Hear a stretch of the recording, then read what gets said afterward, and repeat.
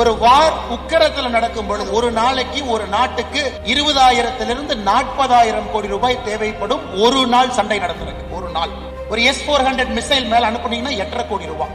So ஒரு நாட்டில் நம்ம யோசிக்கிறோம், இந்த நேரத்துல ஒண்ணுமே இல்லாத பாகிஸ்தானை கரப்பாம்பூச்சி மிதிக்கிற மாதிரி மிதிச்சு தூக்கி போடலாமா?